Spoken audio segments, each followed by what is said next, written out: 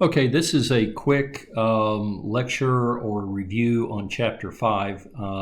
Before spring break, I covered some of Chapter 5, so I'll just cover it real fast. Whenever you have a moving boundary like you show here, there's going to be either expansion or compression work. If the pressure is constant, then work is always the area under the PV curve.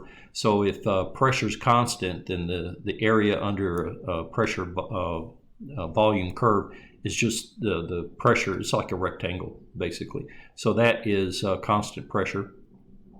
If you do it by the factor out the mass, then you can write it as little v's.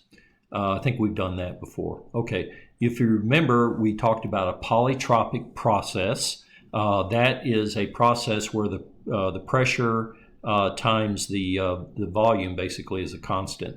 So you have P times C V to the N.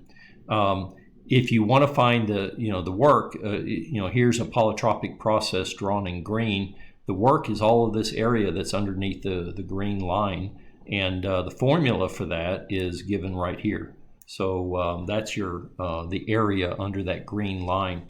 If you wanted to calculate that, you would have to use calculus for it. So anyway, if you have an ideal gas, here's your ideal gas equation. And if you plug that in, then you can find the work of the ideal gas. Now, if n is equal to 1, you got a problem here, right? Because 1 minus 1, if n is 1, is dividing by 0. That's a problem. And so you have a different formula if n is equal to 1. So that's the polytropic process when n equals 1. Okay. And then the rest of this stuff is pretty much standard review. They talk a little bit about the work. Do the energy balance. Of course, we don't write it, like that necessarily, but we've done that before. Then they talk about specific heat. We're going to use that a lot when you're dealing with ideal gases and solids, liquids, things of that sort. Specific heat.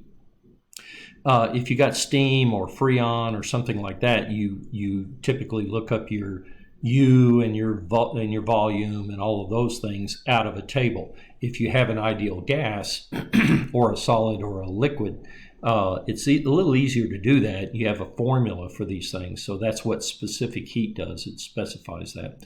There's two kinds of specific heat. One is called CP.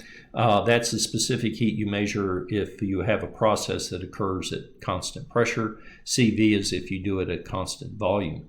Okay, the reason that we talk about it is there's a relationship between internal energy, enthalpy, and the specific heat. So for an ideal gas, follows this ideal gas law, right? So if you divide out the mass, so the volume is specific volume, it's cubic meters per kilogram.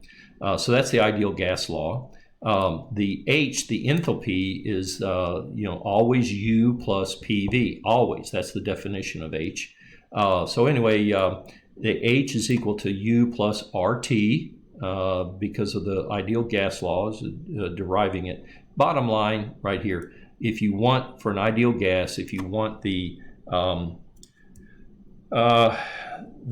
internal energy, you simply take CV times the temperature. So if you want change, it'd be T, the temperature change. If you want the enthalpy, H, you just use CP instead of CV. So that's what we need for the specific heat. There's a relationship between the CP and CV given by this. It comes straight out of the textbook. They'll derive it in there. So they have a specific heat ratio that they call K. We're not going to use that in the homework, but there's one there. Okay, so if you have an incompressible substance, what happens is the CP and the CV are essentially the same because there's no volume change, so everything's at a constant volume. And so they just call it C, or heat capacity.